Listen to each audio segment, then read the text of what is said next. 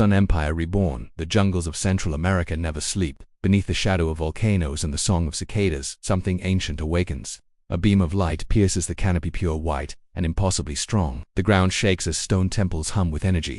The sun has returned to its warriors. The Aztec Empire has risen again, armed not with obsidian blades, but with light forged from the stars. For centuries, the Aztecs worshipped the sun as the source of life, strength, and power. They built temples to capture its glory, believing it needed blood to rise. But one morning, the priests saw something that changed everything: a second sun rising beside the first. It wasn't a god, it was a ship, a relic from a civilization that fell long before theirs, hidden deep beneath the earth since the dawn of time. Inside it lay technology that could bend sunlight into pure energy. They called it Tenacia's heart, a device capable of focusing solar radiation into a weapon. The priests saw it as a divine gift. The warriors saw it as a new dawn. And their emperor Cuauhtémoc the Radiant saw it as destiny. He declared a new age, the era of the living sun.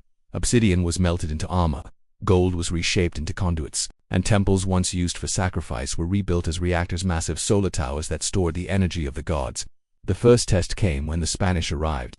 Their steel, their gunpowder, their ships, none of it mattered. The Aztecs waited until the invaders reached the valley. Then, at noon, the sky itself burned. From the top of Templo Mayor, beams of white fire lanced across the horizon, turning ships to ash and armor to vapor. The jungle roared with light. In a single day, the conquest reversed.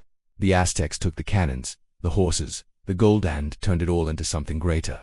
They began to expand, not just by war, but by power. Every city they conquered was transformed into a solar grid. Every temple they built became a beacon. From the Yucatan to the Andes, their empire glowed with energy, lighting the night with golden fire. But power is a hunger that even the gods cannot feed forever.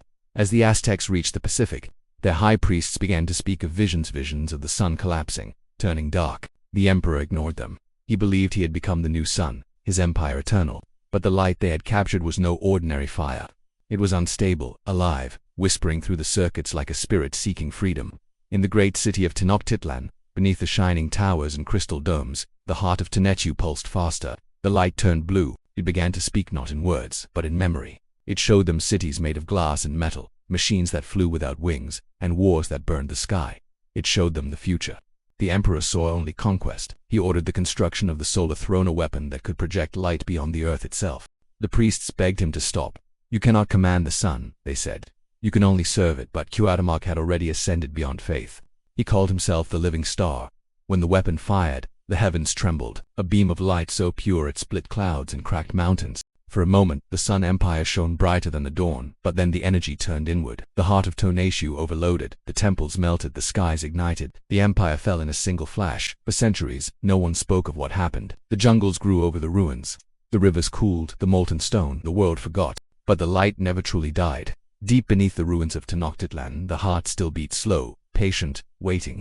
Modern explorers have found fragments, golden panels that glow when touched, carvings that depict men holding beams of light, and warnings written in a language of code and blood: do not wake the sun. But they will, because every generation hungers for power. And somewhere, in the labs of a new world, scientists are rebuilding what the Aztecs began. They call it Project Tenchu.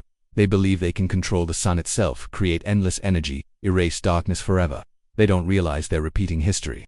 The light is already learning again, remembering its masters. And soon, it will rise not as a servant, but as a king reborn. When it does, the world will see the same light that burned the conquistadors, the same light that crowned the emperor of the sun. And in that final moment, when cities melt and skies blaze gold, humanity will remember the old prophecy carved in stone. The sun demands respect, not control, for he who commands it becomes its shadow. If you still believe history sleeps beneath our feet, if you believe power once lost can rise again from the ashes of empires, then look to the horizon.